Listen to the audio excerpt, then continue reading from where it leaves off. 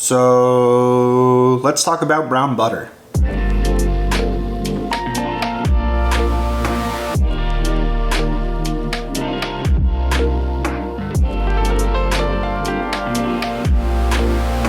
Welcome back to the channel, everybody. If you're new here, my name's Aaron and I like to cook. And I like food.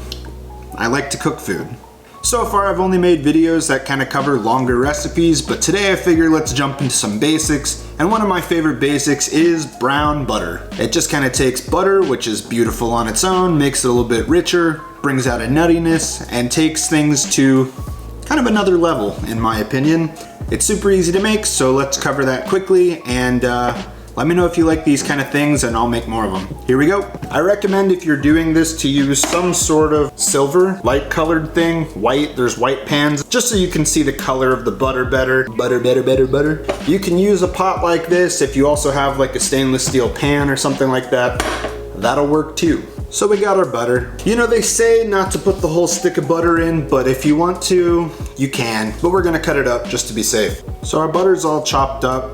Without making this too nerdy and scientific, if you didn't know this, butter basically consists of water, milk proteins, and fat. When we put it on the heat, all of the water is gonna boil off. All of those milk solids are gonna kind of separate out, and those are gonna start browning, and that's what makes brown butter brown. When you sear a steak, it has that browning, that caramelization on the crust. It's basically the same concept. It's known as the Maillard reaction. You're just caramelizing milk solids, and that's what makes things taste amazing. In the process, while we're boiling off water, we're gonna lose a little bit of weight. Just for the sake of it, I'm gonna weigh the butter before and after and tell you how much you lose, but the only reason I really bring that up is to say that if a recipe calls for like half a stick of butter melted and you choose to use your brown butter, you might need to use a little bit more than one stick turned into brown butter because you lose some of that water weight.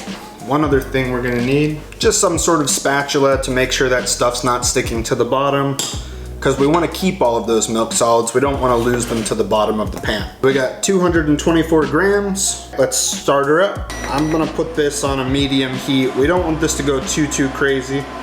And I just like to move it around to make sure that things melt as evenly as possible. Everything has melted, and then you're gonna start to see some bubbling. And what that is all of the water boiling off. And you'll really see it start boiling rapidly, just like water would. All these bubbles popping off. Again, just water. Stirring. I can tell when my water's boiled off because it's not boiling like it was before. So there's the butter, it's clear fat, and then there's little solids inside of there. And those are the milk solids that we're going to want to brown. Now it's just bubbling and starting to create this little bit of foam.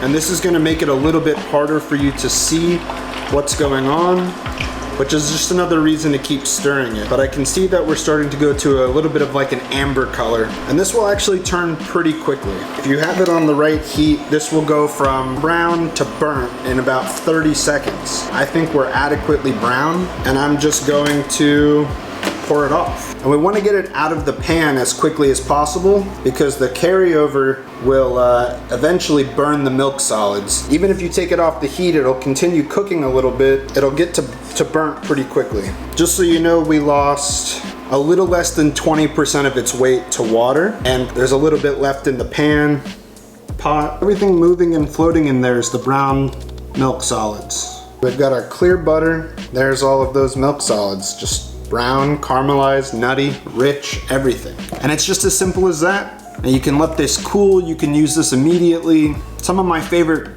baked good recipes, I use brown butter. A lot of pasta, ravioli, seafood, and we will get to those in later recipes, but for now, this was just a real simple walkthrough of brown butter. Let me know if you want to see more stuff like this, and I'll see you in the next one.